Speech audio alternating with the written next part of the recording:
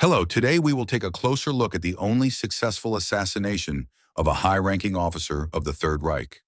We will talk about Operation Anthropoid, and its goal was to kill the acting Reich protector Heydrich. Operation Anthropoid was the code name for a parachute landing sent during World War II from Great Britain to the territory of the Protectorate of Bohemia and Moravia. It was made up of soldiers of the Czechoslovak exile army, Josef Gabčík and Jan Kubiš. It was organized by the Special Group D of the Intelligence Department of the Exile Ministry of National Defense. There is no point in going back and forth here about who Heydrich was, etc. Suffice it to say that he was a prominent Nazi, a close associate of Heinrich Himmler, an SS Obergruppenführer and police general, head of the main office of Reich Security and the Security Service, president of Interpol in 1940 to 1942, and in 1941 to 1942, the acting Reich protector of the Protectorate of Bohemia and Moravia. He participated in the persecution of Jews and later became one of the main organizers of the Holocaust. He chaired the Wannsee Conference, which put into practice the so-called final solution to the Jewish question. As acting Reich protector, he used the policy of sugar and whips, social benefits for workers working for the needs of the Third Reich, and at the same time brutal persecution of disloyal and enemies. Those who were preparing for the assassination were ordinary young boys who were not satisfied with just doing nothing when their country was occupied. They joined the foreign resistance in England, where the country's government in exile was also based, where they were given the opportunity to participate in this dangerous action. They were warned several times during training about the suicidal nature of the action, but it did not change their decision. It was Josef Gabčík and Jan Kubiš, heroes who fled their country so that they could then be parachuted back and prove that Czechoslovakia was against the Nazi occupation. That was the real meaning of the action, so that the Czechoslovak government could work better in exile on an equal footing with the occupied states. If only they knew then what would happen. We get to 1941, December 29th at 2:24 in the morning.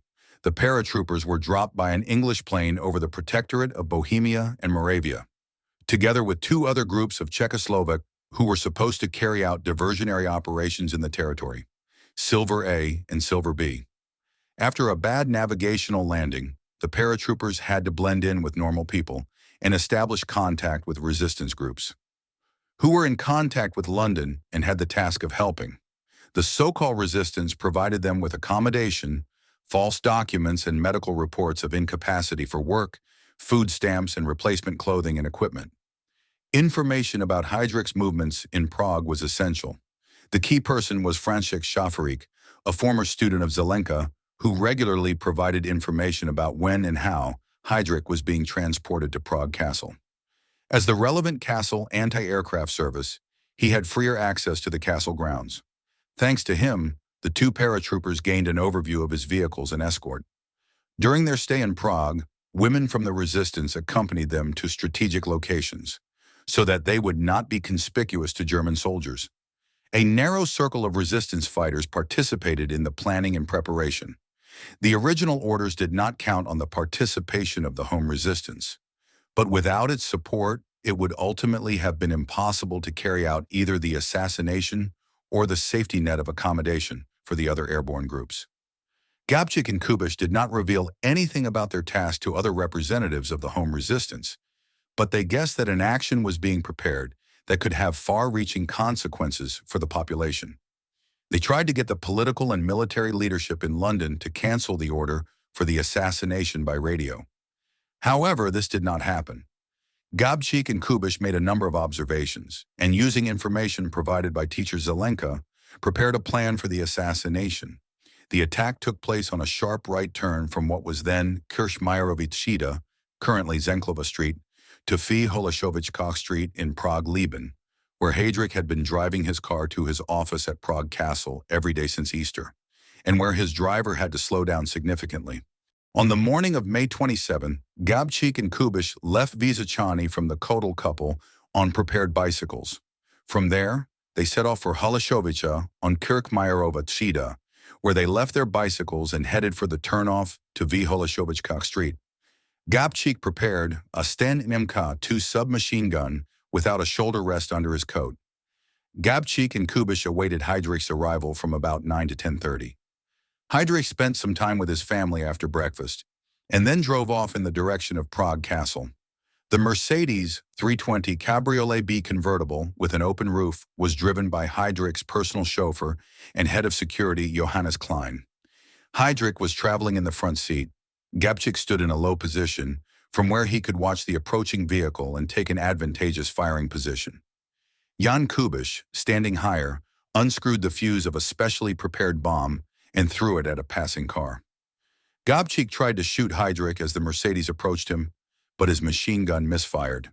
Heydrich, who had passed the approaching Gabčík, realized that this was an ambush, but instead of ordering the driver to quickly drive away, thereby increasing the chance of rescue, he made two mistakes.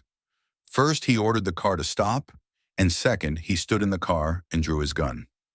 The bomb thrown by Kubiš hit the bodywork and exploded outside the vehicle in front of the right rear wheel. Both paratroopers were counting on the improvisation for which they were trained. Heydrich was hit by shrapnel and dirt from the padding of his seat. After the explosion, Kubiš and Gabčík tried to continue firing from their pistols. Heydrich and Klein jumped out of the car and both pulled out their personal weapons. Heydrich began to chase Kubiš, but when he tried to shoot, his 7.65mm weapon did not have a magazine. Therefore, he returned to the car, where the injured man sat down on the seat. Heydrich had a broken rib, a ruptured diaphragm, and a damaged spleen after the assassination.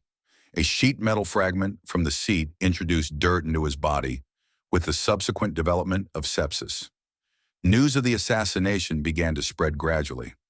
Around 12 o'clock, it was received by the Prague Gestapo and subsequently by Karl Hermann Frank and Adolf Hitler.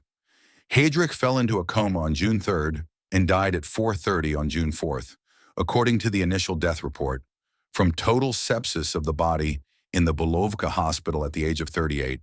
What exactly happened after the assassination? What were the consequences? We'll look at that next time.